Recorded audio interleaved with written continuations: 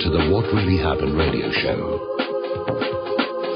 The history the government hopes you never learn. Here is your host, Michael Rivero. And aloha, America. Welcome to our show today. It is Wednesday, April 1st, 2015, April Fool's Day, and we're already on guard for all the hoax stories that tend to show up this time of the year to make us all look foolish. I'm not in a foolish mood. Actually, I'm going to be honest up front. It's kind of a depressing day looking at what's going on, but I'll try and keep things light and fluffy for the audience here. The phone lines are open, 877-300-7645, 877-300-7645. Tom is in our control room, twiddling the dials, keeping us out of trouble, ready to answer the phone when you call on in. I see we have actually a couple of callers already, but I want to get through some of this stuff before we take phone calls here. As of right now, the Iran nuclear talks have been extended through Wednesday into Thursday. Kerry is going to stay until Thursday morning to try and iron things out. Now, as of the last word, the only sticking point is the lifting of the sanctions, where Iran is making the very reasonable request that if they arrive at a nuclear deal, the sanctions be lifted. And, of course, there are some members of this negotiating team, the P5, who are taking the attitude of, you do what we want first, and then we'll wait and see if maybe we'll do something nice for you. And Iran's not going to go for that, because on the preliminary P5+1 agreement, Iran agreed to certain reductions in its nuclear technology, which they did, and the U.S. agreed to reducing sanctions, which they did not. So based on past performance of the U.S. government, Iran is not going to go along with this, we'll do what you want now and hope that you'll do something nice for me. Meanwhile, of course, the anti-deal, anti-Iran chorus is out there in full voice. Dick Cheney is out there screaming, no good can come from the Iran nuclear talks.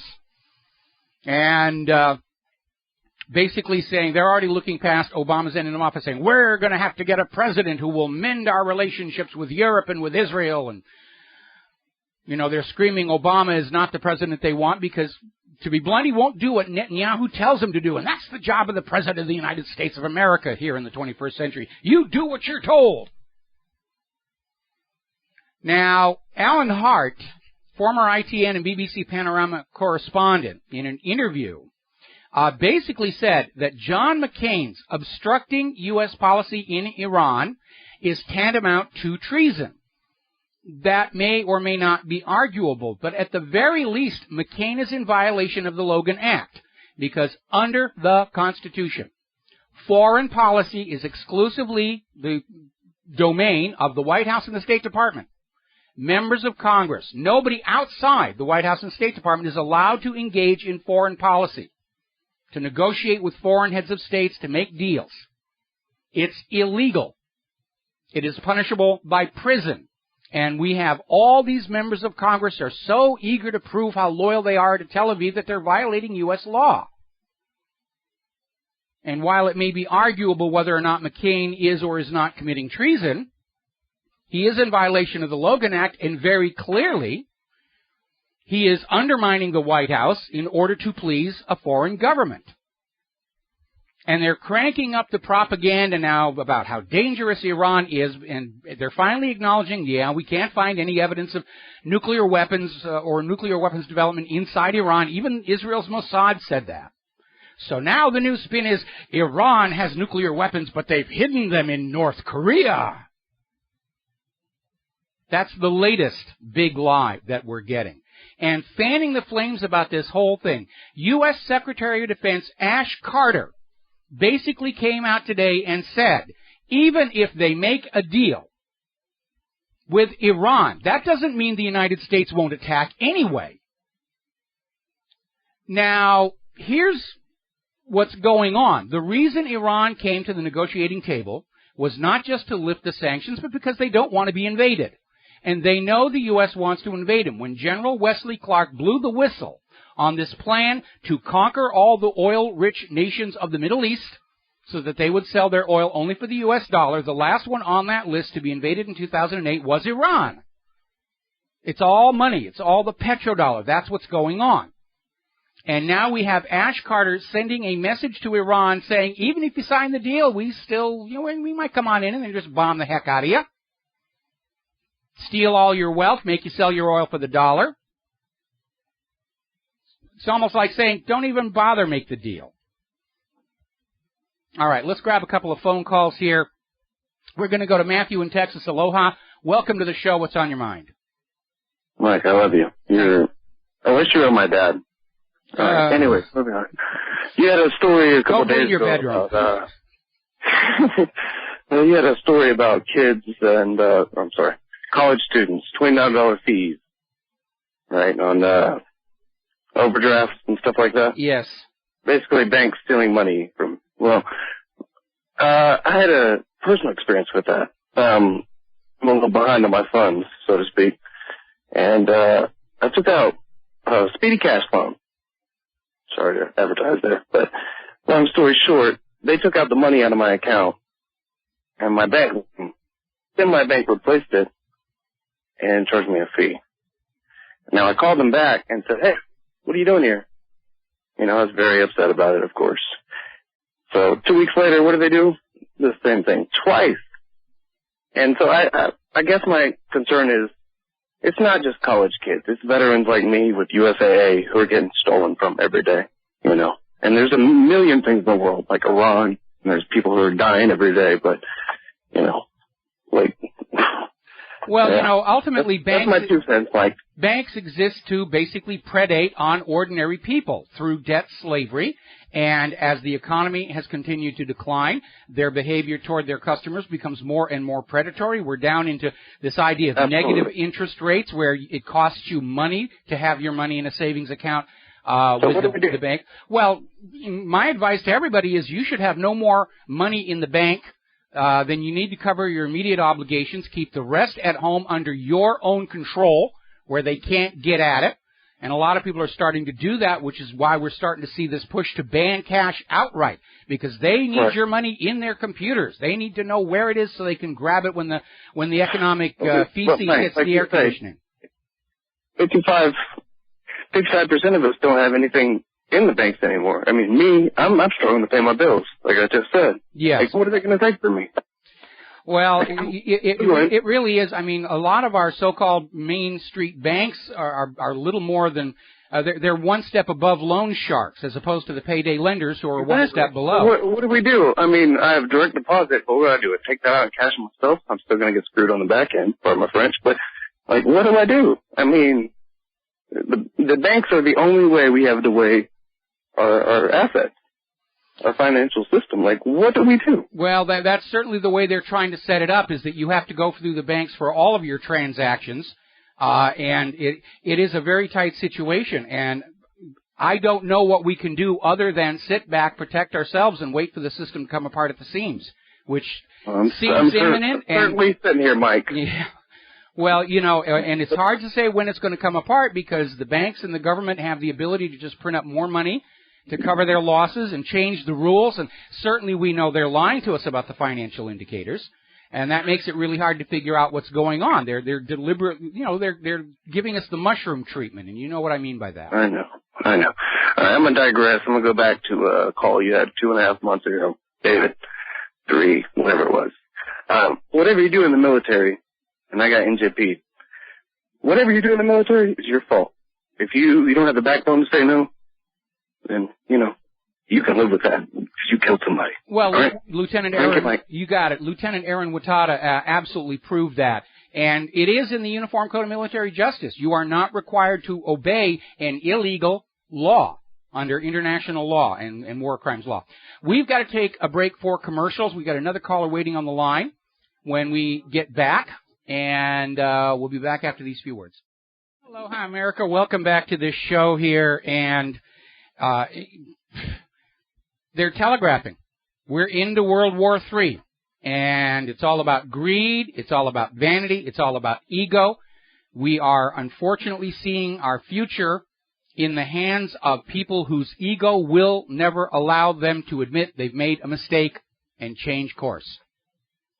And that makes it dangerous for all of us, I think. What am I saying? I know. This is going to wind up with nuclear weapons. You better start going out onto YouTube and looking at all those videos of atomic bombs going off and trashing cities. Hiroshima, Nagasaki, the tests out in New Mexico, because you may actually get to see it for real right in front of you, the way things are going. All righty, we're going to grab another phone call here. Dustin in New Jersey. Aloha. Dustin, welcome to the show. What's on your mind? Hey, Mike. Yeah, your last caller, if you have any money, don't keep it in savings. Have a checking account just enough to pay your bills. And if you don't want to have a bank account, the next choice, logical choice is just cash your check at a cash check, at a place that cashes checks. Take the loss, the loss, but you're not in the system, I guess, right? Well, again, as that caller was saying, his problem is he just doesn't have enough money even to cover his bills here. And we're going to be talking about that when we get into the economic portion of our program today, because there is a serious mental disconnect going on in the Wall Street and government financial planners. They're delusional in thinking about what's going to be happening here in the future. And their egos won't let them back off and say, maybe we messed this up. And yes, you did. Well, when's the last time you heard them saying anything about, people's hardships? It's just bomb Iran or go get Putin's Russia and this or that. And there's just $500 million missing in weapons in Yemen. People really expect to believe that. Well, see, what's going on here is every time the United States and the private central banks have gotten us into this mess, they'll get into a world war trying to fix it, or at the very least to use it to distract people away from economic mismanagement and the predations of the bankers. Yes, times are hard, but there's a war on. We've got to get the Kaiser, or we've got to get Hitler. And they're literally counting that same mechanism is going to protect and save them today, even though it is a very different population and a very different degree of sophistication and awareness as to the political and economic realities behind the war right now. The problem is, this war is going to be nuclear. I don't see any way to avoid it, and I'm sure all these people out there pushing for war are saying, we'll have this under control. It's already out of control. This was all supposed to be over in 2008. We're in 2015 here. They're having to go back into Iraq, having to go back into Libya. Now they're going into Yemen, still can't get into Syria. They're talking about outright attacks on Damascus now because ISIS is in Damascus. There's ISIS standing right next to Bashar al-Assad. We've got to bomb him. And it's already out of control. It's spinning out of control. And in a nuclear-armed planet, out of control is a real bad thing right now. Yeah, but then you look at fools like Scott Walker and Ted Cruz. You'll watch Ted Cruz speak, and you just know he's not believing. You can tell he's just a fraud, just the way he looks. Yeah, they're just saying what they need to say to get elected so they can sell out to the lobbyists and corporations and please their backers in Israel. And there is nobody left in the federal government who's really taking a look at the nation as a whole. What's best for the nation and its people as a whole. They're all basically looking at getting elected, getting a bonus, getting a stock option. And the country, the ship of state at this point is almost rudderless. Especially when you see the way the Congress and the White House, there's this huge gulf between them. And we're seeing the Congress openly try and undermine the authority and the office of the presidency. Yeah, there's multiple agendas going, and that right there that you can see the ship is sinking. There's nobody on the same page anymore. No, there really isn't. Hey, Mike, I want to speak real quick on that woman who called a couple days ago about, the Jade Helm, and she don't think Americans would buy her. The Civil War, brother was against brother, so there's a percentage of soldiers that will shoot you. Yeah, unfortunately. On my mother's side of the family, we had ancestors on both sides of the Mason-Dixon line, and that was actually done deliberately. A lot of families who were right there would send one son to the Union Army and one son to the Confederacy, so regardless of which side won, they'd still be taken care of after the war. But when war gets forced on you, people will do, and unfortunately, yes. People, when they're told by a higher authority that it's okay to go out and, kill your fellow human being, your brother, your sister, or targeted ethnic minority, they'll do it. That was that whole Sidney Milgram experiment showed. It is a flaw in our human nature that if somebody we cede authority to tells us to go out and nail the rabbi to the cross, we'll do it. Yep, Ferguson, militaristic police. I mean, this is a thing to come, people. I mean, wake up. Yeah, and we're not as evolved as we like to pretend we are. We're basically hairless monkeys with a lot of technology. Dustin, I got to let you go. We got a whole bunch of callers waiting, and we got to catch up here. Chris in Pennsylvania. Aloha, Chris. Welcome to the show. What's on your mind? Hey, how you doing, Mike? You doing okay? I had 2 quick points I wanted to share, and then I'll hang up and get your answer. Okay. Can you hear me? Yeah, go ahead.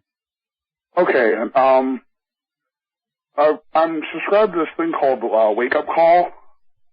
I seen this guy post this video that basically said that Russia and Iran gave the Gulf states and the United States of America 24 hours to stop bombing Yemen. Otherwise, they were going to respond with force.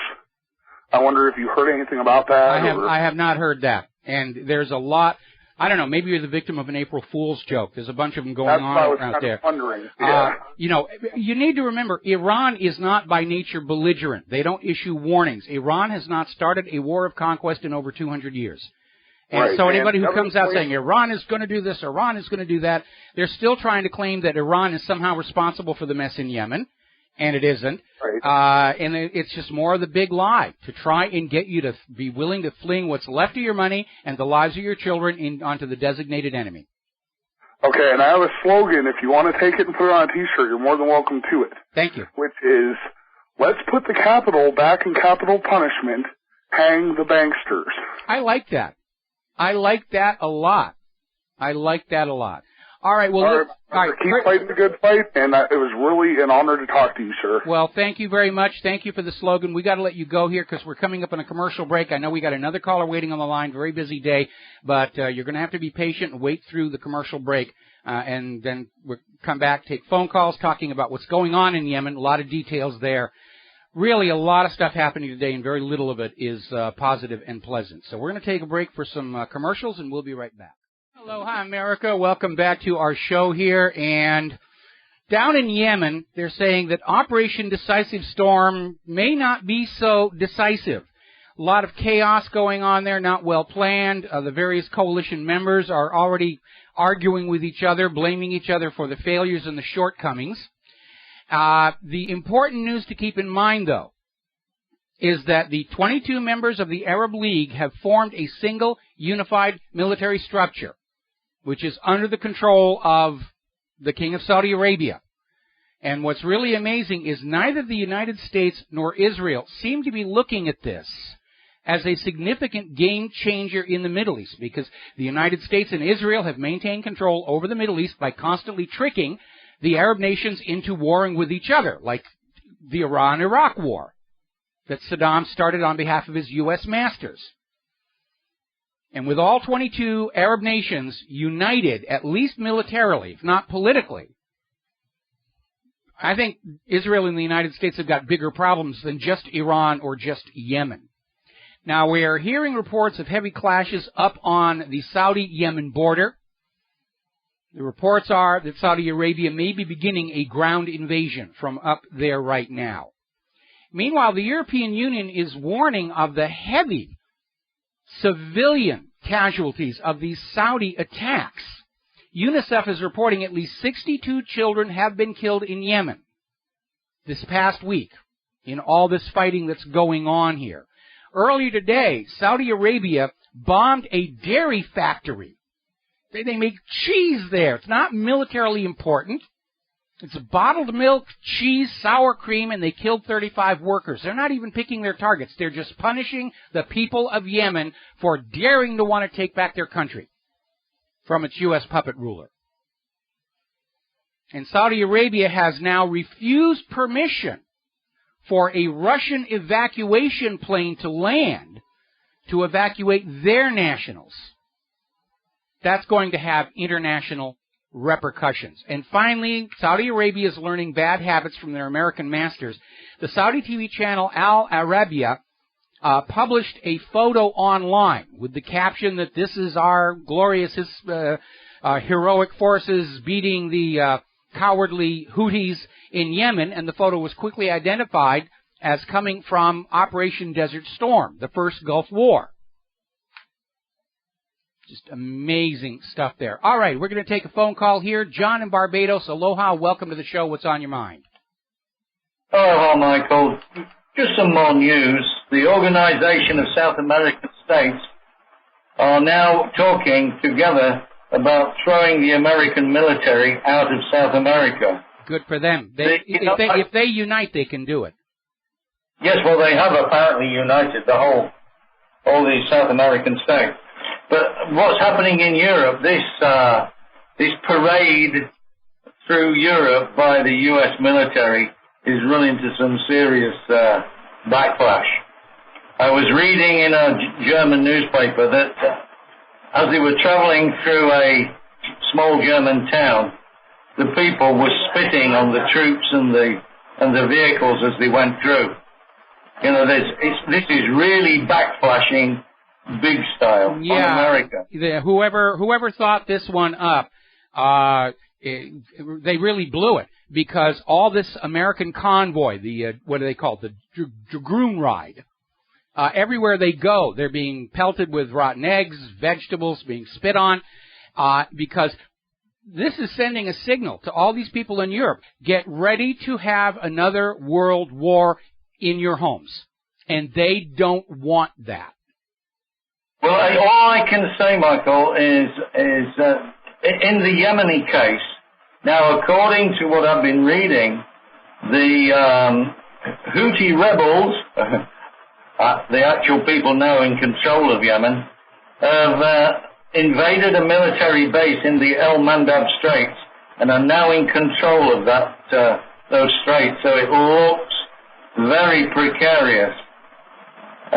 There's more stories. I mean, the backlash against American bases, if a real big war starts, you know, they may have the biggest military on the planet, but the military in, say, for example, Colombia, is a nitpick compared to the Colombian military. They'll get crushed. Yes. And every nation will follow the same route.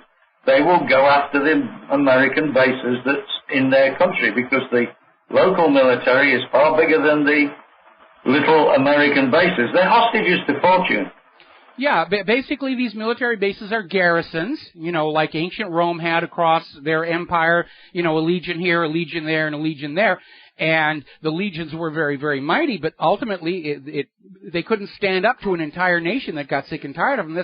That's how Rome lost 3 entire legions, 15,000 men up in Germany. And that began the decline of Rome, because they no longer had enough legions to effectively police their empire.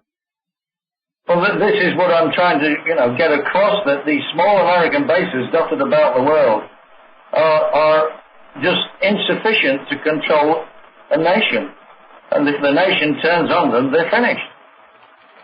Yes, you're absolutely right here. And again, I think the big danger here, you know, this plan that Wesley Clark revealed is in serious trouble.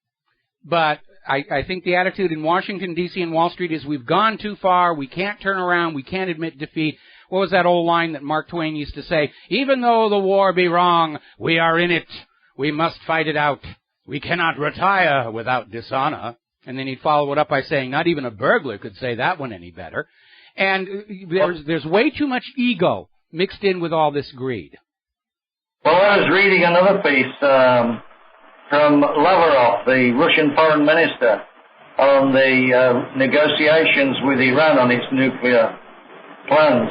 And according to this, what basically is happening out there in Lausanne is they are trying to put this agreement formally in words that everybody can agree to. But the agreement is basically there. There's just tiny little nitpicks, like when are the sanctions going to be lifted and things like that. But the actual nuclear agreement is done. Well, that's what I'm hearing as well, but we're seeing this huge, I mean, you know, this last push of propaganda coming from Israel and its minions in the United States. You know, Dick Cheney's out there saying, you know, this is pointless. We can change it in the future. Howard Dean is out there saying we should just walk away from the table now. And all of Israel's puppets in this country are exposing that that's exactly what they are, trying to derail this. Well, I think it's gone too far for that, Michael. I agree. Lavrov is not one to make false claims. He's quite a level-headed chap. He absolutely is, and at this point, we're almost at a commercial break. I'm going to have to let you go. I have to comment, I would not at all be surprised if over this Passover Easter holiday, Israel just hauls off and bombs Iran's nuclear power station like they did up in Iraq. And Netanyahu has wanted to do it. He actually gave the order back in 2012, but his own military high command said, no, this is wrong. It'll cause more problems than it will solve.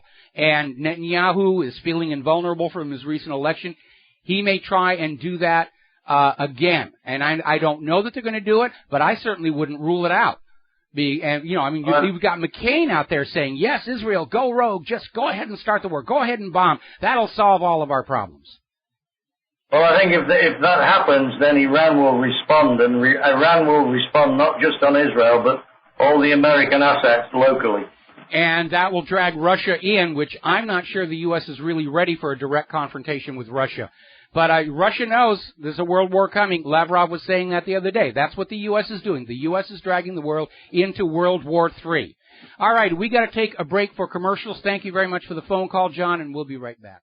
Aloha, America. Welcome back to our show here. Now, over in the Donetsk People's Republic, their defense ministry has announced that they have intercepted a plan by which Kiev was going to send infiltrators into the DPR to pretend to be local militia working for the DPR, but they were going to then commit acts of violence and hit all kinds of civilian infrastructure to basically turn the people against the government of the DPR, to convince them that the DPR couldn't protect them and keep them safe. And this is a very common tactic for governments to do. In fact, that could very easily be the explanation for the clandestine, the covert infiltration component of the Jade Helm exercise that's scheduled for this summer, where they basically come out saying that they're going to be sending in all these military people, intelligence operatives, just disguised as civilians in ordinary cars, no identifying whatsoever, trying to go into these communities and blend in. And one theory is that they're all going to say, well, we're part of the Patriot movement, we're truthers, we're this, we're that, and then they start causing a ruckus, make it look like there's an armed rebellion in 10 states at the same time, justifying declaration of a national emergency and so forth. So these things do happen. It's part of the toolkit of tyranny.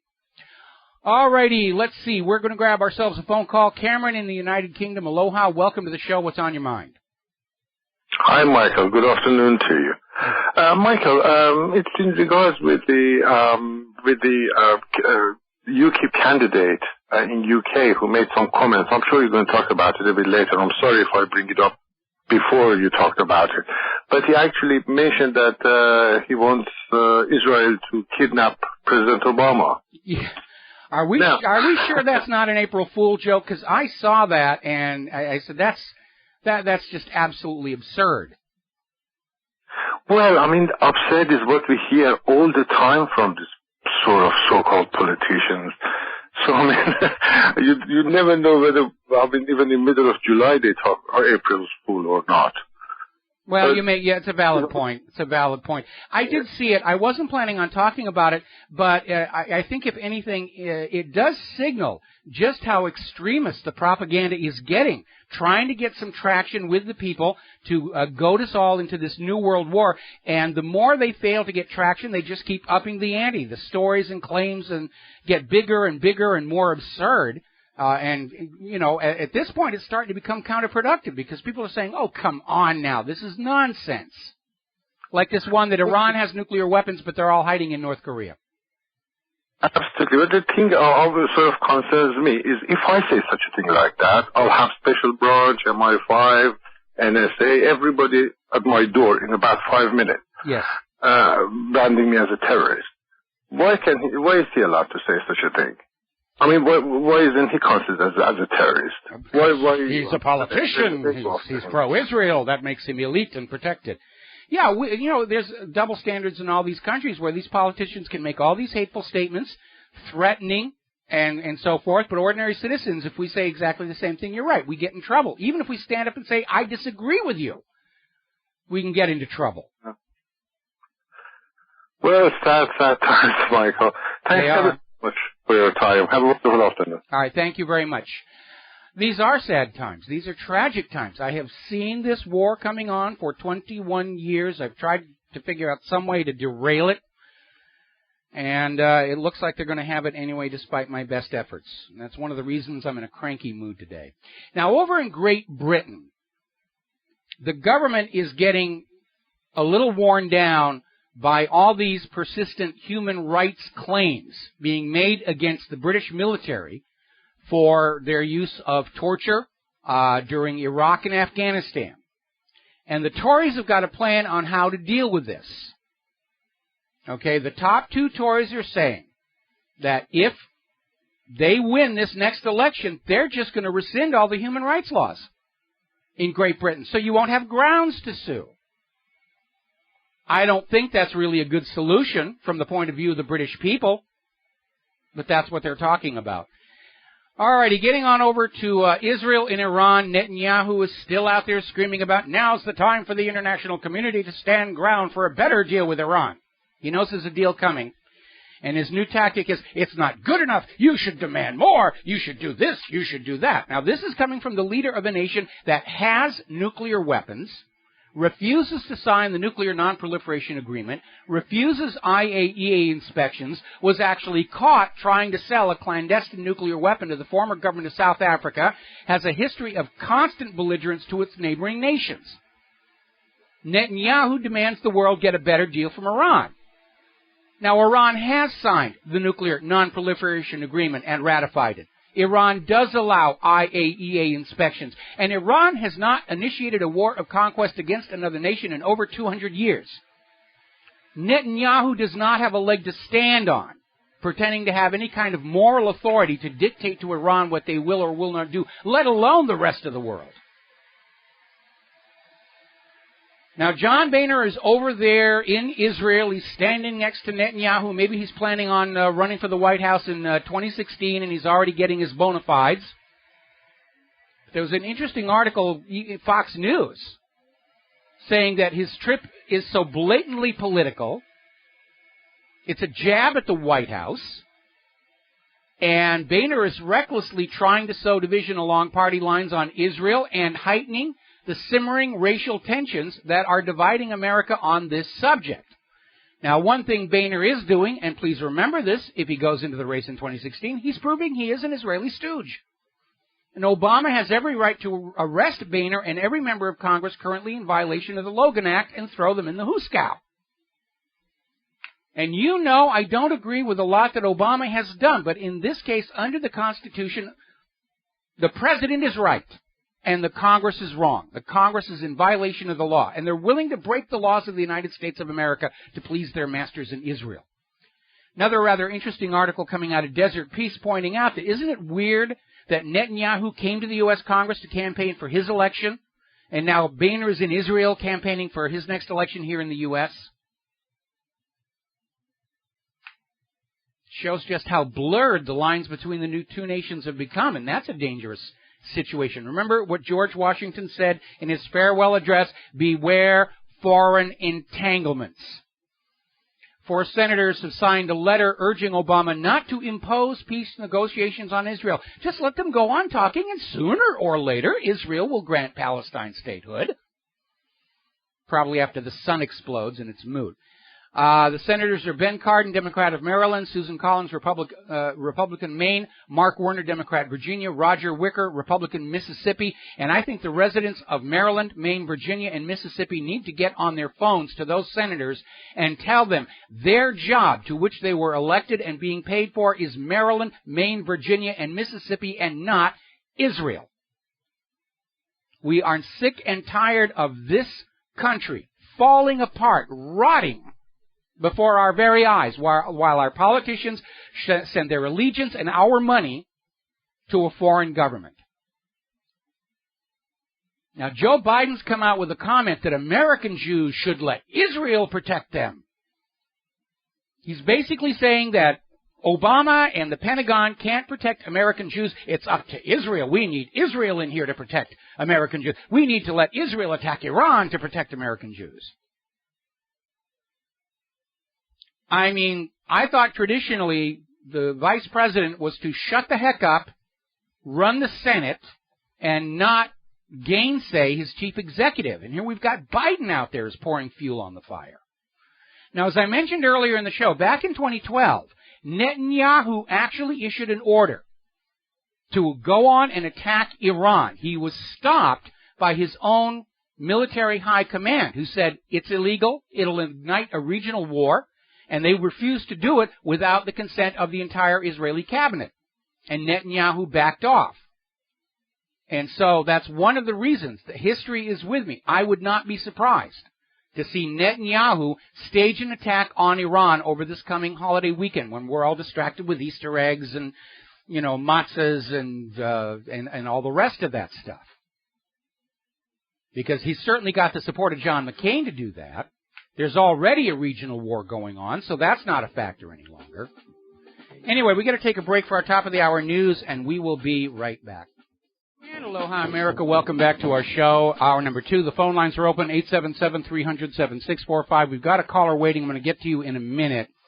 But a couple stories I want to get to. First of all, the Palestinians have now officially joined the International Criminal Court, which means the ICC has jurisdiction to investigate war crimes committed by individuals against Palestinians. The ICC does not charge governments, but they will charge people within those governments. Israel immediately threw a tantrum and seized nearly $400 million of Palestinian funds. And that actually is a war crime in and of itself. All righty, we're going to take a phone call here. Paul in Canada, aloha, welcome to the show. What's on your mind? Hey, Michael, how are you? Well, you know, it's like I said, it's the news is mostly bad today. Yeah, but, you know, a lot of people are waking up there. We got Iran and Iraq fighting for us. And we got us in Yemen fighting against Iran, you know, so this is a big wake-up call, right? Yeah, it's like they have already lost control of this whole war situation because they're still trying to claim that Iran is behind the mess in Yemen. At the same time, Iran is fighting on our side against ISIS in Iraq. Until you bear in mind that from the point of view of the U.S. government, since ISIS is a manufactured enemy to be used as an excuse to attack other countries, then yes, Iran is fighting against us in Iraq by opposing ISIS. And it really is going crazy. I mean, earlier today they were saying ISIS is now in Damascus, so they're calling for airstrikes on the capital of Syria right now. Yeah, which is another element, you know, which doesn't make any sense, which we're on both sides of the issue, which, you know, shows everybody, you know, what this control structure is all about at this point. Yeah, at this point they're going to start a world war because they don't know what else to do, and they don't want the people of the nation standing up and saying, you messed this up, you and your bankers, get out, you are fired, fired, fired, fired, fired. And so in order to keep themselves the government, they're going to set fire to the surface of planet Earth and hope that whoever survives that are going to be loyal, obedient debt slaves. Yeah. And one other thing that I wanted to touch on regarding, you know, the overall view for everybody is that, you know, these institutions like Harvard, Yale, and Princeton and Oxford, you know, they teach these control mechanisms to their students, right? Yes, they do. And I would like to see that kind of learning go into our public school systems. I know, Mike, it's, you know, just a really radical statement to say something like that, but that would do us a lot of good. Well, it would render those systems useless And they don't want the slaves to, get these uppity ideas. Certainly here in the United States, Common Core has transformed our public schools away from education into indoctrination, teaching the kids to believe in American exceptionalism, that we're the greatest, that we have a moral authority to project ourselves on the rest of the world, and they're de-emphasizing actual education. We've had some of these states saying, we don't even need to teach science in the schools anymore. That'll just teach them how to, think logically and analytically, and we can't lie to them with impunity if they can actually think things through. And as a result of the decline of American education, or its transformation into indoctrination, is why all these high-tech companies are having to get these foreign employees under these H-1B visas, because the domestic pool of talent just isn't there. Yeah. So that statement, along with what's going on geopolitically in the world, there's a couple of things that, the Western world can really focus on, is the education of their middle classes. And, let us learn from, the mistakes that we're making, and learn that these geopolitical events are indicative of the results of theft of a certain class within our political structure. Well, that's why I wrote that article, All Wars Are Bankers' Wars, which I understand has made its way around the net a few times. Yeah, it sure has, and it's very, very enlightening. Anyways, Mike, I got to let you go, but thank you so much for taking my call, and I do love the people of America, and I hope we can, keep going and keep educating ourselves and, carry on in this fight, because, it doesn't seem like the political class or the upper class seems to have our best interests in mind. No, they don't. And Stephen Harper's already trying to turn Canada into the same police surveillance state that the U.S. is, and he's already talking about, we've got to go to war in Ukraine, we've got to go to war in Syria. Of course, he's not going to go. Or his kids. He's got 2 military-age kids. They're not going to go. It's everybody else's kids are going to go. Paul, thank you very much for the phone call. We're going to let you go. Get on back here to the news. We're going to talk about the economy a little bit here. Paul Singer is out there pointing out something which is actually rather obvious and has been for quite some time. Almost all the countries in the European Union are insolvent in the long term, as are Japan and the United States, because of a combination of debt. And then he goes on to say unpayable long-term entitlements. So already they're looking for a scapegoat. Oh, it's those entitlements, those old people, those retirees, they're a burden on the system. They should do the patriotic thing and die. No, the reason all of these countries that he names are insolvent over the long term is they are all enslaved to a private central bank, which by design produces more debt than money with which to pay the debt until the debt crushes the system. It is inevitable. Every private central bank on the planet is a ticking time bomb that will destroy the nation under its control and leave the bankers with all the real wealth and the hard assets. That's what it's designed to do. Now, the risk of a Greek default is continuing to rise. Warren Buffett is out there saying that Greece leaving the Eurozone may not be a bad thing, which tells me that, he may have bought into a lot of those credit default swaps on Greek defaulting on its sovereign debt. Good luck getting the cash, Warren. Now, France, under the aegis of we must fight terror, is moving further along the path of banning cash. They already had a 3,000 euro limit for cash transactions. Anything larger than that must go through a piece of plastic so the government has a record. Now they're going to lower it down to 1,000 euros. And there's an active program out there to encourage everybody to use bank cards and terminals and all the rest of it and just get rid of that cash stuff, because terrorists use cash, criminals use cash, pornographers use cash. And what's going on here is these Western nations are heading into a major financial reset.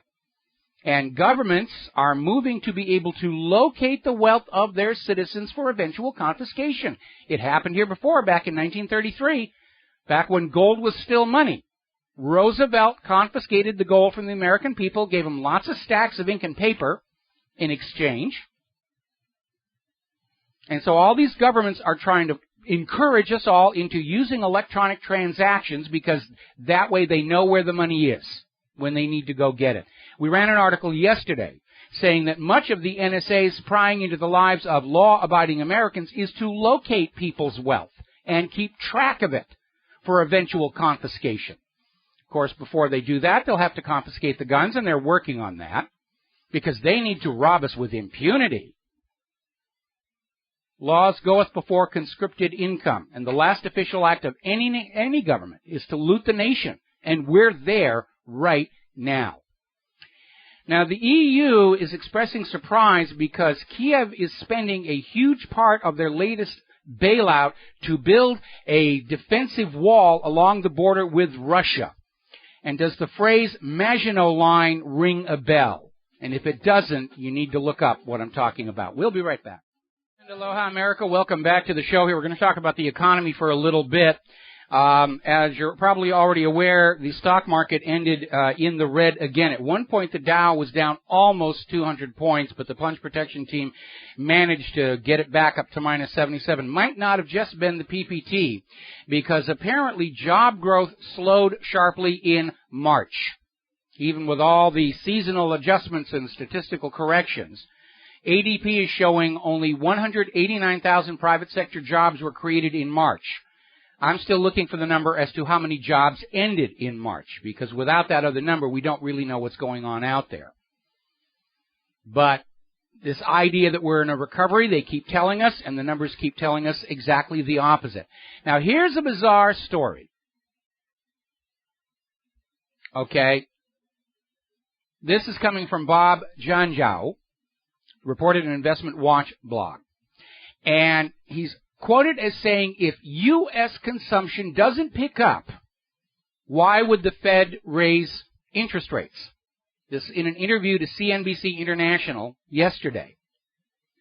Now, in other words, this is what's going on. These money junkies are unwilling and unable to see that the problem behind all of this financial upset, this economic downturn, is that model of private central banking. And they're looking for somebody to blame. And the new blame is, oh, it's all you Americans. You're not spending enough. You're hoarding your money. You got to get out there and go to the stores. You got to spend money to recover the economy. We don't have any. It's like that caller earlier in the show is living hand to mouth. The high-paying jobs are gone. The cost of everything except gas is going up. We can't go and support the consumer economy because the consumers have run out of money.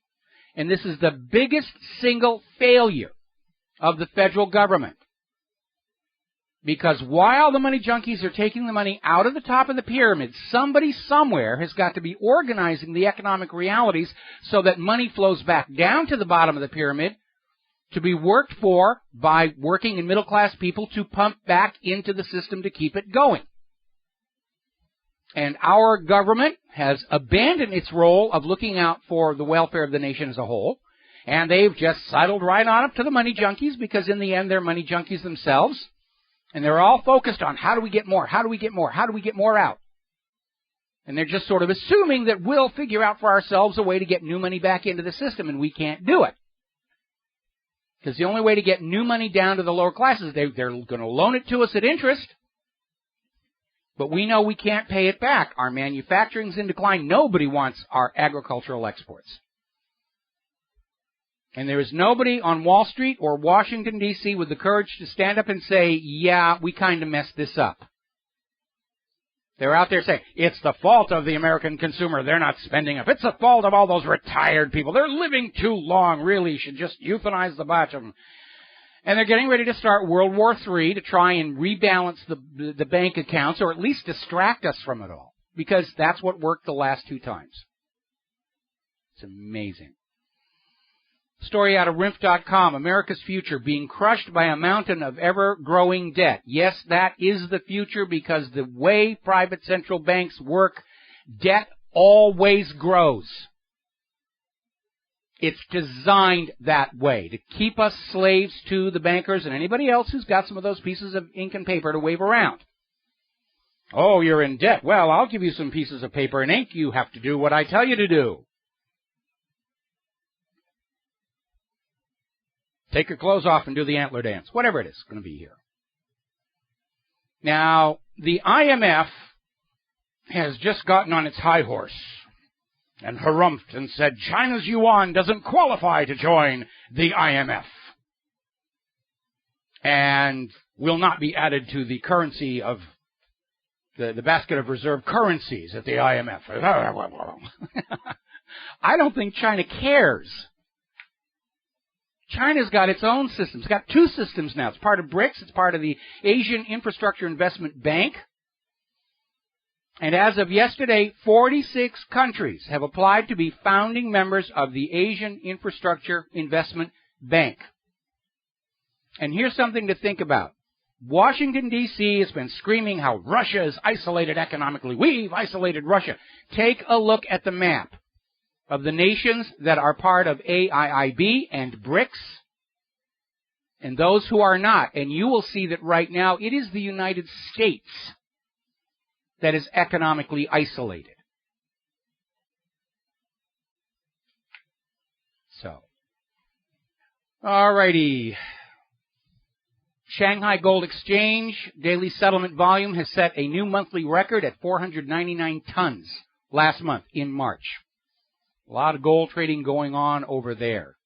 Yesterday we pointed out how the reporting of gold deliveries by the New York Federal Reserve is now suspect. And I actually was in a store yesterday, and I got recognized from America's Book of Secrets, the gold conspiracy. And they say, wow, all this stuff about how they're manipulating gold and there's fake gold and they're lying about it. And this leads us to another interesting story. This is from silverdoctors.com. This U.S. state is on the verge of a silver and gold revolution, and they're talking about Texas, which is one of the states that is looking at legislation to declare that silver and gold coins are also lawful money, in parallel with the Federal Reserve note, which the Federal Reserve doesn't like. And they're talking about all the states that have already passed laws saying that silver and gold coins are legal tender in the state. Louisiana, Oklahoma, Texas, Utah, California. And by the way, rather strange overlap. The states that have done this are the states being targeted for Jade Helm this summer. Because the Federal Reserve does not want you to have any other medium of exchange than their ink and paper. That's why they shut down the Liberty dollar, the Ron Paul dollar, on the laughable excuse that because it had the word dollar on it, it represented counterfeit currency. Dollar is not the exclusive province of the United States government or the Treasury Department. A lot of countries use the word dollar. I got coins here, trade dollars, put out by local jurisdictions to stimulate local business. Maui trade dollar, Catalina trade dollar. They just wanted to shut down alternative currencies. They're going after Bitcoin now as hard as they can. But if you're in New York and you're shopping for a yacht, good news for you. New York state lawmakers are granting an exemption to the sales tax for you poor, struggling buyers of yachts. If you buy a yacht that's $5 million, you only have to pay sales tax on that first $230,000. That's a break. That'll get the economy going again, won't it? We'll be right back after these commercials. Aloha, America. Welcome back to the show here. Now, the Atlantic is reporting, and I hope this is not an April Fool's joke, but the Atlantic is reporting the Supreme Court has ruled that if the government puts a GPS tracker on you, your car, or any of your personal effects, it counts as a search protected by the Fourth Amendment, meaning there's got to be allegation of wrongdoing supported by oath or affirmation. There's got to be evidence you're committing a crime, and there has to be a warrant before they can track you. I presume that includes the GPS trackers that are built into every single smartphone that's out there. I hope this is not an April Fool's joke. Now, apparently, Senator Robert Menendez has now been indicted on corruption charges. And apparently he was using his Senate office to push the business interests of a friend and donor in exchange for generous gifts. I'm sure Menendez is out there saying, well, what's the point of being a senator if I can't get gifts and do favors? What's really rather amazing is looking at the Jewish community's support of him, because he's a staunch pro-Israel senator, and they're rallying around him saying, this is a witch hunt. He didn't do anything everybody else isn't doing. Speaking of what everybody else is doing, Hillary Clinton has now confirmed that, yes, she did wipe her email server. Formatted those hard drives. It's all gone. You will never get it back. What are you going to do about it? Even Nixon did not destroy those White House tape recordings, which eventually brought him down, because he knew that would have been an obstruction charge. And Hillary is already in violation of the law. U.S. Code, Title 18, Part 1, Chapter 101, Section 2071, which governs the handling of government documents. And mishandling the documents, allowing them to be destroyed, carries a penalty of a fine or imprisonment for 3 years, or both.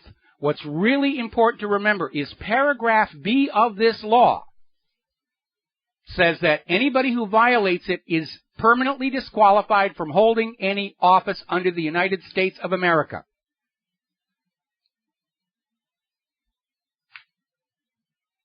Now, here's an article from the Examiner. Plot thickens in Hillary Clinton's Benghazi email probe, and they're talking about the revelation that she simply wiped the server.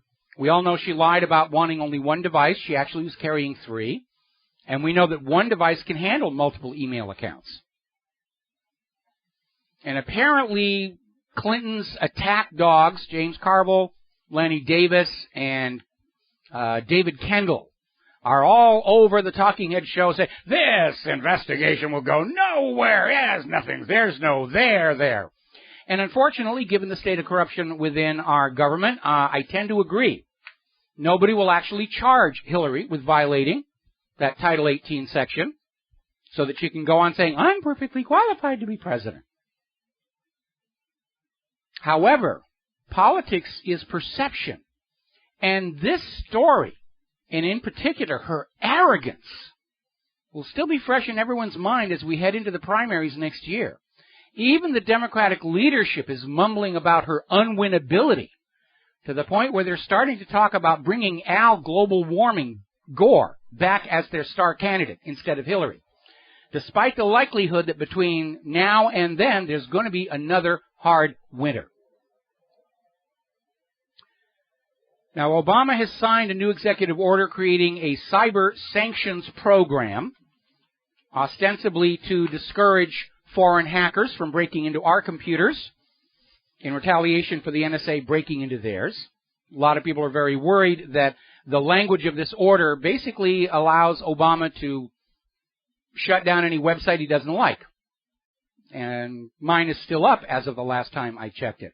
All righty, we're going to grab ourselves a phone call here. Kevin in Indiana, aloha, welcome to the show. What's on your mind? Yeah, good day to you, Michael. I just couldn't resist calling in when you're talking about Hillary's missing information off her hard drive. Okay, I'm sorry, you're in Iowa, right? Yeah. Okay. It's similar. Yeah, well. University of Ohio and Iowa City. All right. So, please continue. But anyway, Hillary lost her information off the hard drive, and doesn't that really put the test to the NSA? Because I don't think you can get emails unless you go on the backbone. Well, you're absolutely right. I mean, we went through the same thing with Lois Lerner's missing IRS emails. Where's the NSA? They're catching all of it. You know, I'm starting to think that the entire NSA spying on us all was just a gigantic bluff, and all those data centers are just big empty warehouses, and they spent all those billions and billions of dollars on wild parties. You know, you took the words right out of my mouth, and you being a computer expert, I was hoping that I was going to hear you talk about the NSA and how they've failed miserably to keep America safe. They have made America more vulnerable because all of these back doors that the NSA has put into our smart devices, our desktops, our routers, our BIOS, our modems, are being found by the cyber criminals and used against us. NSA has not made this nation safer or more secure. They've weakened our security. They're a threat to our national security. Well, I think you mentioned one of the other days that all these bank heists that are going on over the net, you know, that might well be from those back doors that they put in. Target got hit. there's numerous companies that have been just nailed, and it has to be somebody that knows the inside, backdoor path. Well, Kaspersky. NSA. Yeah, Kaspersky actually has found a great deal of evidence to suggest that one of these larger hacker groups is, in fact, actually part of the NSA. And they're breaking into all these databases and collecting all this financial information. And that goes back to an article that we were talking about yesterday that says what the NSA is really spying on from the American people is where the money is ahead of a giant government confiscation of what little wealth we've got left. Or perhaps, as what you'd mentioned the other day, they're just trying to find business secrets that they can capitalize on ahead of time. Oh, well, they're not exclusive. They're not exclusive. I'm sure they're out there, stealing business secrets, trying to get inside tips to go to their stockbrokers with, drooling over naked pictures of wives and daughters. In fact, we already got a confirmation of that. The NSA loves to just trade that stuff around like it's free porn. I wonder if that's any of the missing emails that Hillary had was, naked pictures or anything. Ooh, oh God, I'm gonna hurl. Sorry for having mentioned that. This makes me cringe now that I think about it. Yeah, I wasn't already in a bad enough mood there. You got to put that image in front of me. I've got one other thing for you, and it is something that you haven't really talked about, but if you look at banking, which I know you're a fan of, it started out, it seems to me, in Germany down there in Südbayern, and then it kind of like migrated to London, migrated over to Kuhn-Loeb in New York, and now it looks to me like there's at least a possibility for contemplation that it's moved over to China and we're just going to be second fiddle. Well, definitely. Half a billion people. Yeah, well, definitely China is a powerhouse economy. They got strong manufacturing. They got strong agriculture. If you take a yuan or renminbi in trade, you can take it back to China and get something worthwhile with it. You don't get that in the United States for the U.S. dollar anymore. The U.S. dollar actually wanted to let the rest of the world do all the growing and manufacturing, and the U.S. was just going to be financing it all. Bankers to the world. And the rest of the world has said, no, thank you, we're going to set up our own banks. And again, going back to what I was saying before, if you look at the map of all the nations that have signed on to BRICS or the Asian Infrastructure Investment Bank, and those nations that have not, you'll see it's actually the United States that's becoming isolated. And I think the IMF was very, very reckless, trying to show its arrogance by saying the yuan doesn't qualify for the IMF. I don't think China really cared one way or the other. Got to take a break for commercials. Kevin, thank you very much for the phone call, and we will be right back. Aloha, America. Welcome back to the show here. We're seeing a story just came in from Sputnik News. Apparently, Kiev officials are now staging raids on college dorm rooms to grab the students and throw them into the army. And apparently there isn't even really a formal draft structure to it, like the one Charlie Rangel has in Congress. They're just grabbing them, putting them in uniform, giving them the guns, and sending them off. By the way, if you're hearing sirens in the background, we're not under attack by the Japanese, bombing Pearl Harbor again. This being the first of the month, there's always a test of the air raid warning, tsunami warning, whatever they're used to warning it with. And it just finished out there, but those things do get loud. Now, here's a very interesting story. This is from governmentslaves.info. Apparently in Nevada, a federal judge has ruled that the SWAT teams can come into your home without a warrant, without your permission, including kicking down the door and using pepper spray on you if they need your property as an emergency observation post to look at a real suspect house. That's coming out of Nevada. Anthony Mitchell versus City of Henderson.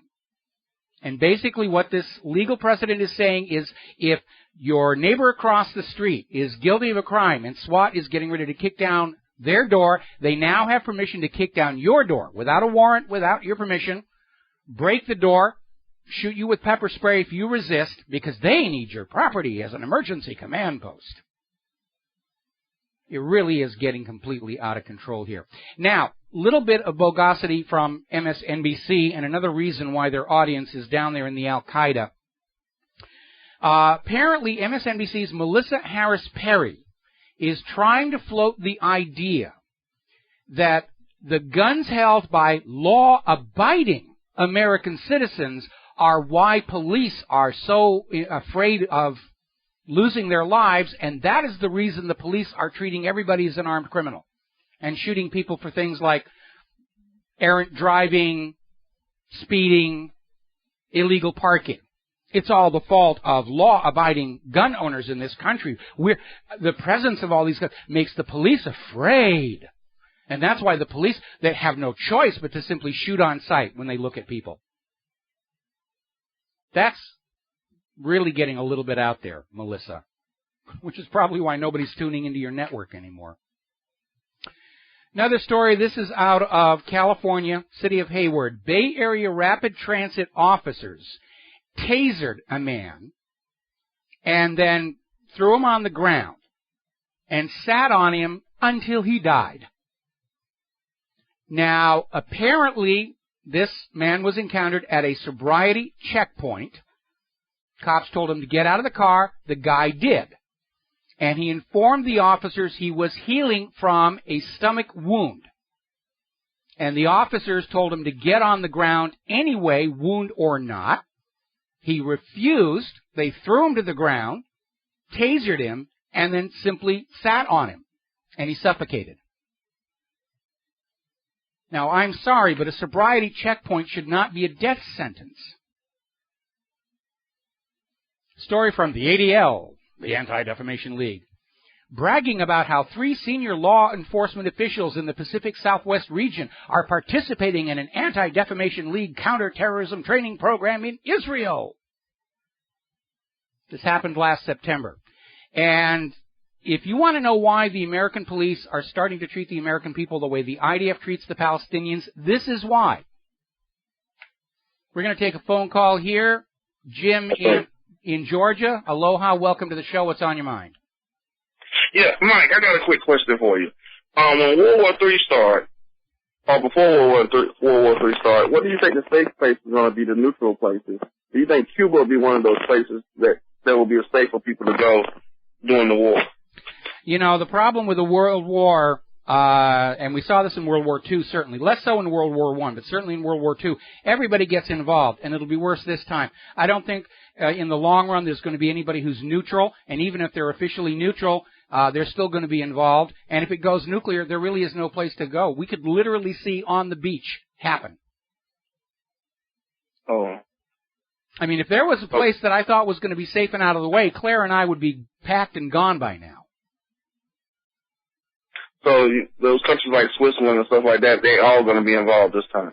Well, nobody wants to invade Switzerland because that's where the big money is really being held. But the only reason Switzerland wasn't invaded in World War II is all of their citizens are armed with fully automatic weapons, and that makes invasion rather difficult.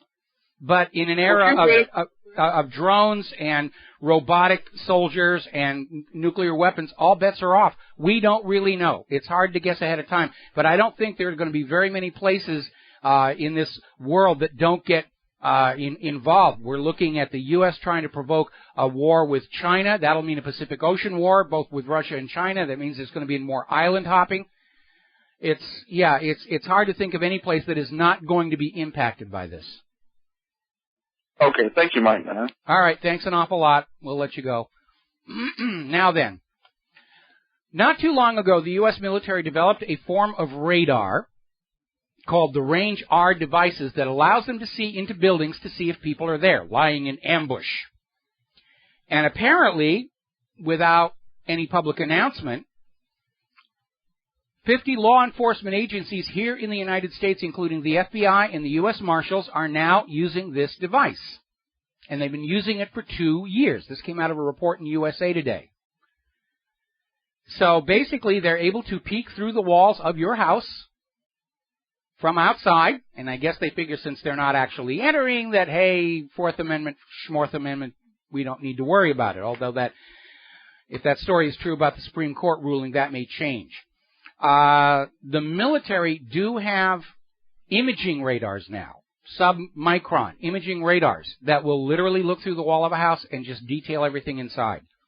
Somebody accidentally released a video of that some years ago, and it was identified as a thermograph, and it was obviously something much, much more sophisticated.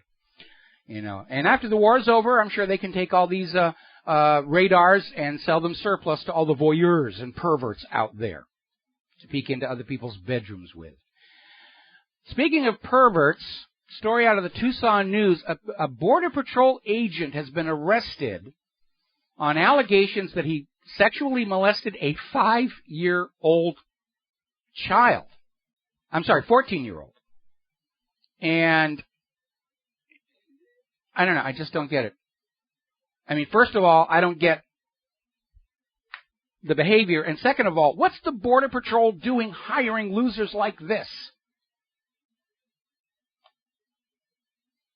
Now, the former Georgia Congressional 4th District candidate Greg Palin has posted on his Facebook page from a reliable, well-connected inside source that the militias are on high alert because of Jade Helm.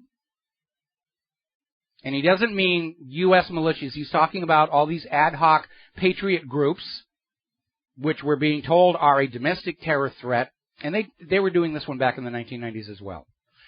They're all concerned about Jade Helm. They're starting to form their militias. They're on high alert. And this, unfortunately, supports the theory I put forward yesterday that Jade Helm infiltrators are going to move into communities, identify themselves as parts of the militias or the Patriot movement or truthers, and then stage a mass uprising across these 10 states to create a justification for a declaration of national emergency, martial law, the suspension of the Constitution, followed by the confiscation of all your guns and all your gold and all your children.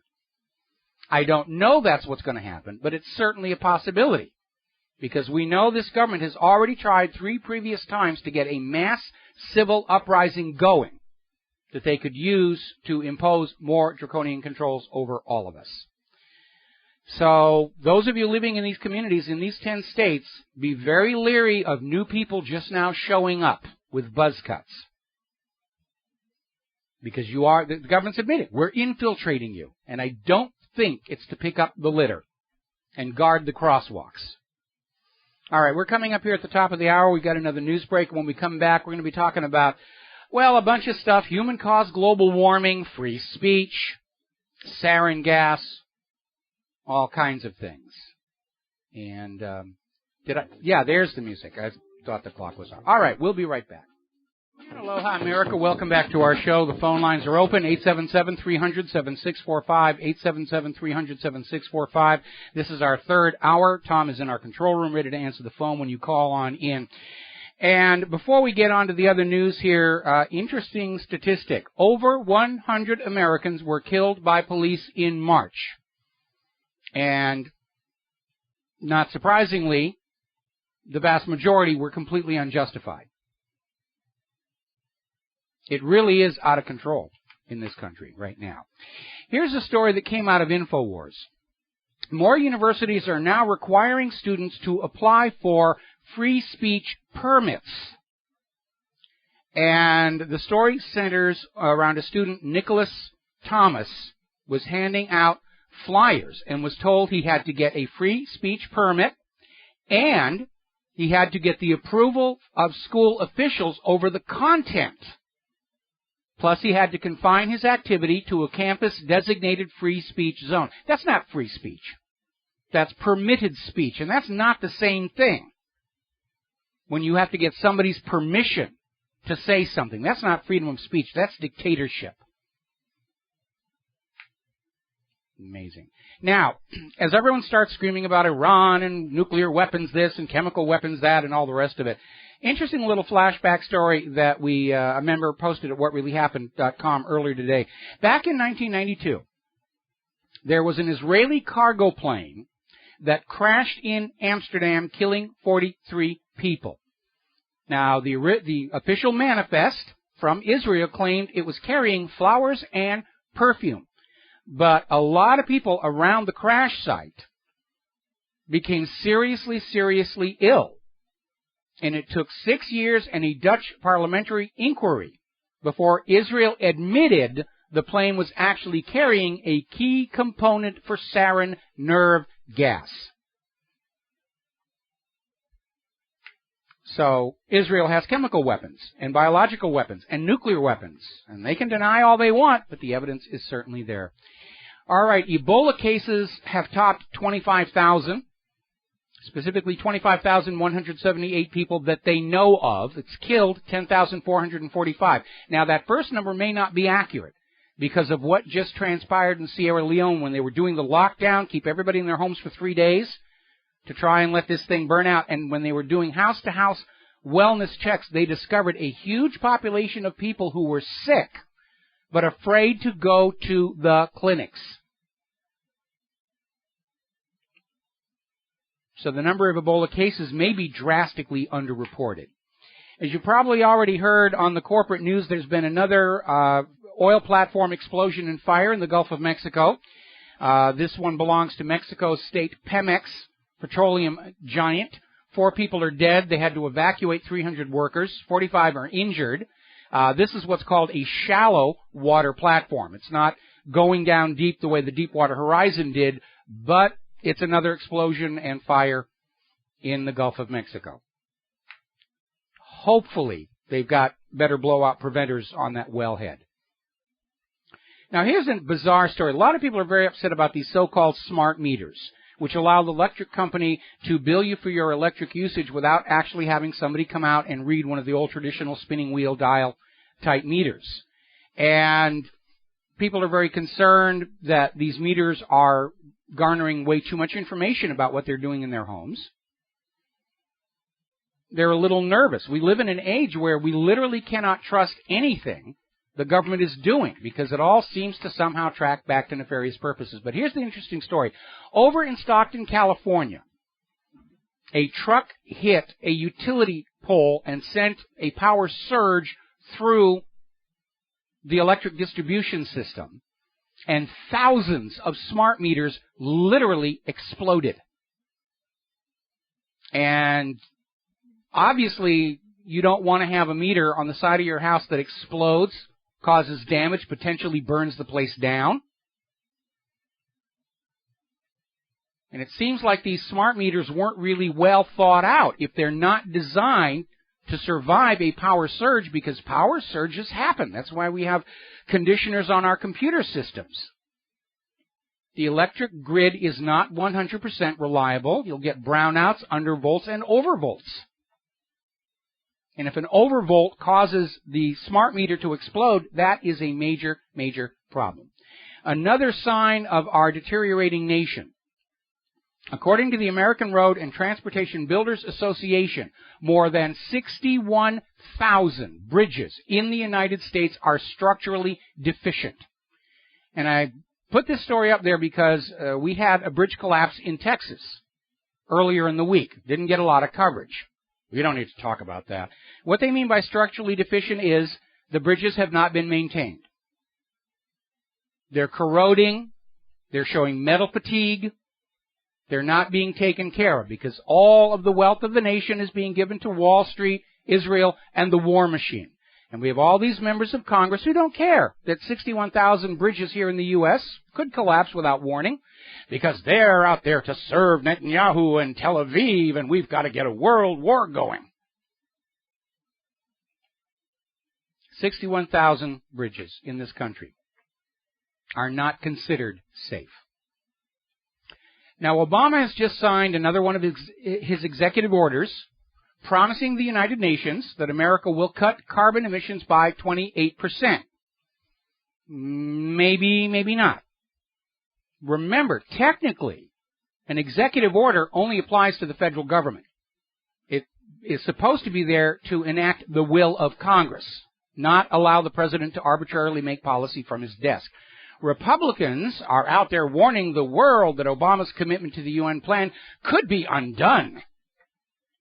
Now, obviously, I'm of the opinion this whole climate issue is just another hoax to trick the American people out of money and obedience. But at the same time, I don't think in my entire lifetime, which is now considerable, I've ever seen a Congress so openly undermining the office of the presidency. Whether it's on this UN issue, Iran, Israel, whatever. We have a Congress and a White House that are virtually at the edge of a war with each other. And again, under the Constitution, especially with regards to Iran. Congress is wrong and the White House is right here. Now, National Geographic is hopping on board to try and remind us all that the world is getting warmer. It's all your fault. They are repeating the story that appeared in one of the other papers a couple of days ago about how Antarctica may have hit highest temperature on record. They have one thermometer that registered 65 degrees. And apparently it was in the dark, so they had to hold up a cigarette lighter to it to get the reading off of it or something nonsense like that. But they're out there pushing this whole thing. Here's the dodge that's going on. They know we have all seen several record-setting winters right before our very eyes. So from now on, all the claims that they have proof of human-caused global warming are going to be located in remote, inaccessible parts of the world. The North Pole, the South Pole, the bottom of the ocean. So that nobody can actually go double-check for themselves. But the reality is, of course, quite different. Story out of Boston.com. April is here, but spring weather remains elusive. This was a brutal winter. Got more of those coming up here. Let's see. Spring is taking its time to arrive in southwestern Pennsylvania. And it's not done yet, according to the National Weather Service Pittsburgh. There's another cold wave coming through. Central New York says goodbye to one of the coldest months of March on record. And over at WPRI, they're saying this March was one of the coldest months on record. Story out of NJ 1015. Frigid March among the coldest on record for New Jersey. Wake up and smell the icicles. They're lying to you about human-caused global warming. More about this when we come back. Aloha, America. Welcome back to the show here, finishing up on human-caused global warming. Story out of the Providence Journal. Providence off to a record cold start. Providence has set a record for cold over the first 3 months of 2015. And the Carbonazis are out there saying, well, it may have been cold where you are, but that's the anomaly. Oh, it's scorching everywhere else. It's scorching at the North Pole, scorching at the South Pole, scorching at the bottom of the ocean. The polar bears are going extinct. They're having to eat birds' eggs. By the way, polar bears love birds' eggs. It's a normal part of their diet. And they're just out there trying to figure out some way they can keep this hoax going, even though the cold this winter was not confined to any one place. They had record cold out in the American West. They had that town in Italy, got 100 inches of snow in just 18 hours. We had a blizzard here on the Big Island 2.5 weeks ago. It's amazing just how shameless and unrepentant the liars are. All right, we're going to grab a phone call. Bernard in Canada, aloha. Welcome to the show. What's on your mind? Oh, hi, Michael. Just I wanted to mention just in passing about the Bank of Canada. It's based on the complaint that our monetary policy should be set in Ottawa, not in Basel, Switzerland. And that's really the essence of it. Then it has shifted from Canada to there when they wanted to join the Group of 10 back in the early 70s. But I also want to mention, when I heard about that plane crash, I don't have any information on the one in France, but it immediately reminded me of a couple others. One was the plane that was the demise of Kennedy, John F. Kennedy Jr., and his two family wife and his sister-in-law. And the investigator found that the plane had gone down at the maximum steep angle, which of course is what you do when you want to crash a plane, but also that the gas had been cut off. And he noticed the exact same pattern in the mysterious demise of the Egyptian officers in 1999. And it's interesting, in that case, the pilot left the cockpit to use the washroom. He was able to get back in, but he was not able, to this report, to regain control of the plane. But the title of the documentary was The Assassination of JFK Jr., and of course he concludes that both of those were deliberate suicide bombings. He speculates they might have been brainwashed or something else to make sure they did it, but in other words... I disagree with that. I don't think John F. Kennedy Jr., committed suicide. For one thing, his wife was pregnant. You know, guys generally don't tend to, go to oblivion when they're expecting a small child. Remember, he said there was another pilot. There was a co-pilot in the plane. That's his point. That Ted Kennedy had to phone the White House so the Clintons would start a search. Remember, John F. Kennedy Jr. was on a collision course with Hillary Clinton to run for Senate from New York. That's and absolutely then when it right. went out, according to this, they didn't even look for the records. They seemed to avoid it. And there was a lot of... But the other thing that struck me as an Irish Catholic is we have funeral masses. We don't dump bodies over the side of boats. And it seemed like John F. Kennedy Jr. was more dangerous dead than alive if they'd had a Princess Diana type of funeral, you know. Well, if the bodies contain indications that there'd been a bomb on board the plane, then obviously they could not allow the possibility of a funeral or anybody seeing the body. Same thing with Egypt Air 990. There was some kind of either toxic or radioactive cargo that was not on the official manifest because they hired this European salvage company that specialized in the recovery of these kinds of cargoes. It's just out there blaming the pilot. And I agree that this whole thing with German wings just smells funny. And at this point, given the history of government and corporate media, the safe assumption is, yeah, we're being lied to again. The burden of proof is on them. Everybody check the passenger list. Could have been another accidental military shoot-down. I mean, they're happening with alarming regularity. TWA 800, the Iranian Airbus. We think that's what happened to that other Malaysian plane that vanished off the radar in Indonesia. This could easily have been another one. Everybody in the Mediterranean is on a hair-trigger alert. They're expecting war to start at any moment, and this airplane may have just been in the wrong place at the wrong time, and somebody said, oh, we're being attacked from Libya or something, and just shot it down. Oh, boy, yeah. Well, I guess it was Kara Salinger first reported the naval exercise behind, was that Flight 800 off Long Island? Yes. Yeah, and then they tried to poo-poo that, but it turned out that's fairly likely what happened. Yeah, because even before Pierre Salinger was reporting on it, there was a notice to airmen and mariners that was filed activating that warning zone for a weapons test with a ceiling of 10,000 feet, which tells us there was something up in that sky that was zipping around. You know, and people on the shore not only saw the rocket that hit TWA 800, before and after they saw rockets flying back and forth. I mean, the Navy kept on continuing the exercise even after they'd killed that passenger jet. Right. Oh, I see. Yeah, right. Well, anyway, it's good to tune in and find out what's going on out here. Thanks. All right, you're welcome. Thank you very much for the phone call. We're going to let you go. Now, we all know who Jane Goodall is. She's this very famous scientist, and she has now gone public in her criticism of GMO food, the unacknowledged dangers thereof, and basically saying that all of the so-called science presented by the GMO industry, it's junk, it's fraudulent. And she has a lot of courage to say that. But absolutely, we've come to realize that corporations and government are now using scientists the way medieval kings used the clergy. Oh, this guy in a holy robe says this is God's will, therefore you must do this. Well, that doesn't work anymore in an age of massive child sexual molestation by the clergy. So now it's this guy in a white lab coat says this is so you will buy this and you will do that. And it's the same mechanism, lying to you and trying to create a credible front man. And one of the other reasons I don't buy National Geographic any longer was last month's article where they said, why don't people trust science? Well, you're not supposed to trust science. Science is supposed to prove itself over and over again, and science does make mistakes. Epicycles, phlogiston chemistry, smoking is good for you. Science does screw up, because individual scientists are just as corruptible as individual politicians and individual clergy. Now, we got another story here about golden rice, and if you have not heard about it, this is a rice that is genetically engineered to double its content of beta-carotene. And 15 years ago, they were proclaiming this was the new wonder crop. It was going to save 1 million kids from starvation every year.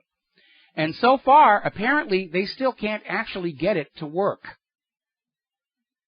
And if you've got the GMO industry saying that this product isn't working, it's got to be really messed up, because a lot of stuff that doesn't work is being put out there and sold and promoted. We got to take a break for commercials, and we'll be right back with a phone call. Oh, hi, America. Welcome back to the show. And I'm looking at the story in the New American. Apparently, some of these exercises connected to Jade Helm are already starting. And apparently they had an exercise in downtown Fort Lauderdale, Florida, last week that got a lot of people upset. because it was basically special forces from various branches of the U.S. military working with local law enforcement. The drill was to round up civilians. And, of course, this has sparked an outcry saying that this is not what life in the United States is supposed to be. Obviously, the U.S. government is getting ready to do something they know we're not going to like. And the government's attitude is, who cares what you like or don't like? We own you. You will do as you are told, or bad things will happen to you. All right, we're going to grab ourselves another phone call. Damien in New York. Aloha. Welcome to the show. What's on your mind? Aloha, Michael. Great to talk to you. Well, regarding all that, I mean, I really think a lot of this, especially they're not telling people in advance about it. They're really trying to, not only do exactly what they're doing as far as the exercise, but really desensitize. I mean, everybody's so desensitized to everything going on every day to the point where it's just like, it's just mind-boggling. I disagree. I don't think people are desensitized at all. I think everybody's nerves have been rubbed raw. And everything I don't mean by that. I mean by the things that we've grown to be a little desensitized to, at this point. I think that this is sort of an early stage of them trying to not only do this exercise, and who knows, God knows, well, we do know what their plans could possibly and most likely are, but I'm just saying that this is sort of the beginning, I think, of them trying to desensitize us towards another thing, just another thing. Well, again, it's from this article in New American, it's not desensitizing anybody. The citizens of Fort Lauderdale are seriously ticked off about this. And before they punch that red button on Jade Helm, there's something I hope they're taking into consideration. If they were to start an illusion of a mass uprising across 10 states, you cannot rule out a lot of other Americans thinking it's real and joining in and taking this situation out of control, triggering an outright civil war in this country. It might have to come to that, unfortunately. I'd like to avoid it. That's why I've been doing this for 21 years. Yeah. I know it. And you're doing a great job. Not at the moment, I'm not. Yeah. I just wanted to say, on that subject, you had mentioned one time about avoiding, certain foods and sort of thing. Sugar beets are a big GMO crop. I know. And a lot of things of what they I think you had mentioned one time that you had chosen sugar beets. Well, what people should be aware of is, I'm sure you're aware of this, but many people aren't. If you see on the label where it says sugar, and you don't see evaporated cane sugar or something, turbinado sugar, something like that, if it just says sugar, there's a high likelihood that it's sugar that's been extracted from sugar beets, which is GMO. So even though, of course there's no label that says whether something's GMO or not yet, across the board, some states, thankfully, my old state, Vermont, actually, I'm glad they do that. I know they're trying to fight against them. But in any case, a lot of times when you see, pretty much all the time, when you see major products with the word sugar, it is most likely derived from sugar beets. Well, I don't have to worry about that since I live in Hawaii and everything around here is cane sugar. And cane sugar so far is not yet GMO, but I'm sure they'll get around to it eventually. I know. The other thing I just wanted really quick, there's my fellow environmentalists out there, you really have to separate yourself. If anybody's got this on this line of this whole global warming thing and everything, yes, the world is warming. It goes through different trends. It goes through cooling periods, warming periods. There's no way to map out what's going to happen. You can't dictate what's going on the ocean floor, what volcanic activity is going to happen, what's not going to happen. What people need to focus on is the things that are toxifying this planet. We've got all these corporations dumping various things. You've got nuclear power. You've got Union Carbide. You've got all these things. You've got GMO killing the soil. You've got fracking killing the water. What is a carbon tax going to do for fracking? What is it going to do for the nuclear industry? It's not going to do anything. You are bang spot on. You are Carbon taxes are just another financial product for them to create another bubble and just create more money, another wealth distribution. It's another wealth distribution. It's got nothing to do with the environment at all. And that's something people really need to open their eyes and wake up to and focus on. Forget about climate. Even forget it. When you hear somebody mention it, just say, let's have a conversation about the environment, not about something that we really cannot control completely. You know, even if you want to say, man, yes, you jump into a standing pool of water, the temperature of the water is going to change. Yeah, look, you've changed the climate, and are you going to throw, that doesn't matter. Let's control the things we can control. Let's not pass those things over. Slap on the wrist to Union Carbide, slap on the wrist to Monsanto, slap on the wrist, if anything, if at all. Let's talk about the soil, the land, the water, the air. Let's talk about the things we can control. That's all I want. I'm sorry, I didn't mean to take so much time. No, you're absolutely right. You're absolutely right. And one of the real reasons I'm so opposed to this human-caused global warming hoax is it is not only distracting people from real environmental concerns like fracking and radioactive waste and the rest of it, but resources that normally would go to dealing with these very serious corporate-caused problems are being sucked away from them and all dumped onto global warming research. And so it's actually discrediting the environmental movement for them to be on board this human-caused global warming situation.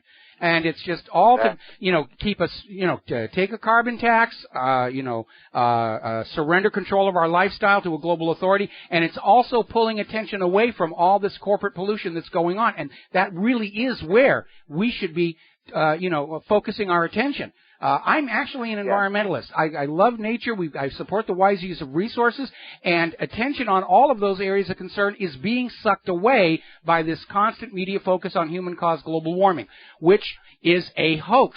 Climate always changes. There's nothing we can do about it. The sun is going into a new Maunder minimum. We've had several record-setting winters telegraphing a new ice age, and still the corporate government propagandists are not going to admit that they were wrong all along, because once they start saying, yeah, we were lying to you about global warming, then the rest of the people of the world are going to say, yeah, well, you were also lying about Saddam's nuclear weapons, the unemployment figures, you were lying about this and that, and the whole house of cards starts to crumble. And I think that's a big reason why they're still trying to push human-caused global warming. They don't dare ever admit, even once, they were wrong. No. My brother, you are right on. You are right on. And like I said, I am also a environmentalist, and I think that this is a all too important point that goes overlooked, that people so much are focusing on this global warming thing, and they are so lost, focused, distracted from that, not looking at the real issue once again. It's staggering to me. But look, Mike, I love you to death. Keep hitting them hard. As long as I can. Thank you very much for the phone call. We're going to have to let you go because we're coming up on a commercial break. When we come on back here, we're going to be talking about the FDA's attack on homeopathy, Monsanto's lawsuit, San Diego, a couple of other issues as well. We'll be right back. Well, actually, I've got a few more seconds to yak and talk about some things here. But yeah, my biggest beef with the global warming cult is they're discrediting real environmentalists. They're distracting from real environmental concerns. They're soaking up resources that could be used to solve real problems to go chasing after this fairy tale. We'll be right back. And aloha, America. Welcome back to the last segment of our program today, here on this Hump Day Wednesday, and, of course, coming up on the holiday weekend. And we will be live for the Good Friday show, start of Passover show. And I have a feeling it may turn out to be a very interesting and dramatic weekend. So, anyway, we are getting a breaking story that the Russian consulate in Aden has been hit by a Saudi airstrike. A lot of damage to the building, all the windows blown out. I'm going to go out on a limb here and say this probably wasn't an accident. Although Saudi Arabia has been bombing all kinds of non-military targets, like the dairy factory earlier. But bombing the Russian consulate, are they trying to get Russia involved in Yemen? Of course they are. Well, maybe not in Yemen. They're trying to provoke either Russia or Iran to do something that will allow this world war to escalate. Now, somebody sent me in confirmation this story about how the NSA is stealing naked pictures of your wives, daughters, girlfriends, boyfriends, whatever, and passing them around like free porn. This was confirmed by Edward Snowden in some of his leaks. And obviously, when you have an organization that isn't supposed to exist, the public doesn't know about you, and they're breaking the laws left and right anyway, you're going to develop an attitude of, hey, there are no rules. We can do whatever we want. And I'm sure a lot of you are going to be very offended at the idea that some anonymous taxpayer-funded stooge is drooling over your significant other in states of undress, but that's probably the least of the crimes they're committing. Because we know from past history, the government people who have this access to your personal data will use it for their own profit. And they feel that's their divine right. We're the government. No matter how wrong we are right because we're the government. We're above the law. The laws are for you slaves. They're not for us. We're the NSA. Somebody else also sent in a confirmation that security researchers, principally at Kaspersky Internet Security, have identified evidence that the so-called equation group is, in fact, the National Security Agency. They're out there just having fun. They're getting big paychecks doing all this stuff. All of it unconstitutional, illegal. As far as I'm concerned, this NSA operation completely delegitimizes the federal government. Not that it had any legitimacy going into the discussion to begin with. The instant it lied to the American people to start wars, the instant it wandered off the Bill of Rights, it ceased to be a legal, legitimate government.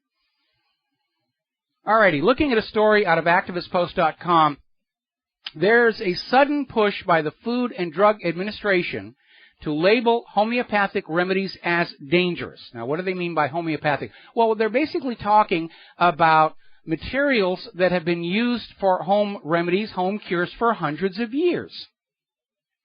And I remember when I was a kid growing up in New England farming country, we'd get sick. Sometimes we'd go to the doctor. Didn't always have to do it. Go out, get a plant, bring it on in. Chamomile tea, sassafras, all of these things. And all of a sudden the FDA is out there trying to declare that all this stuff is dangerous. You mean compared to these vaccines? And it gets back to an idea I proposed before about coevolution.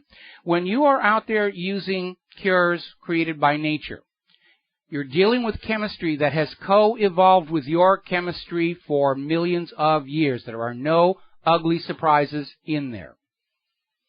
The big pharmaceutical corporations don't want to use anything from nature because they can't patent it. They want to create a whole new molecule nobody's ever seen before. Put a patent on it, market it to you, and sell it to you. But your body chemistry doesn't know how to deal with it. It's never encountered it before in millions of years of evolution. And that's where a lot of the adverse side effects come from. These are alien molecules to Earth's biosphere.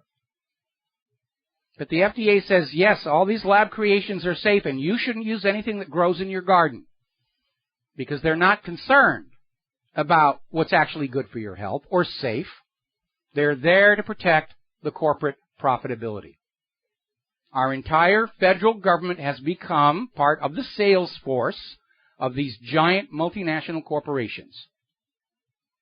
And that's why they're willing to basically lie, cover up the problems with these products, tell you that what you used to use is bad. What we're going to sell you today is good. And start to mandate that you will buy what is being sold this week. Whether it's the flu vaccine, the measles vaccine, GMO, whatever it is. It's all about the money.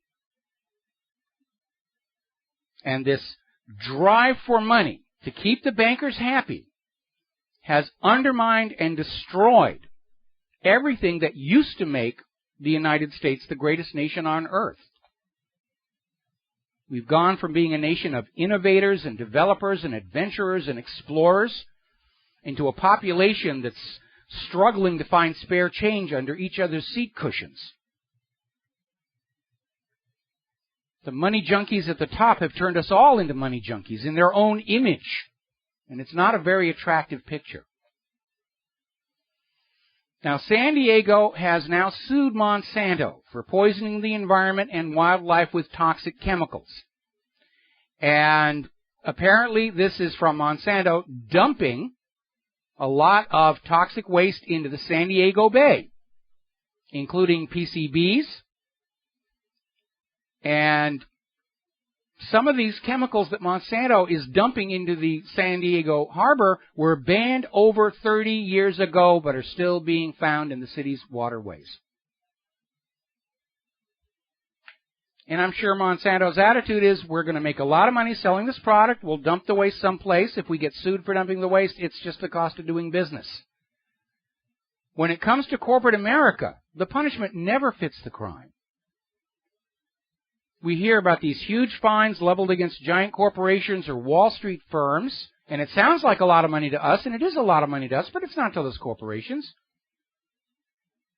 And these fines become tax deductions for the corporation, so ultimately the taxpayers wind up picking up the tab for a lot of this.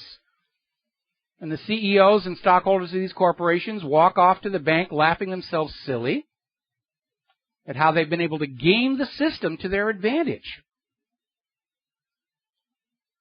It's like that story we talked about earlier, where over in New York, with all the economic problems they've got, New York state lawmakers found time to provide a break on the sales tax for any millionaires who want to buy a yacht. Great for those millionaires, great for the companies that build and sell yachts. I don't really see that as having a significant impact on the general population and economic health of New York State. And our government's completely out of balance.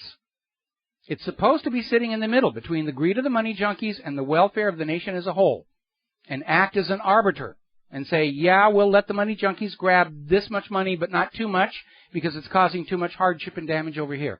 Our government has abandoned that. It's perfectly aligned with the moneyed interests, and that is why we have become a fascist economic dictatorship.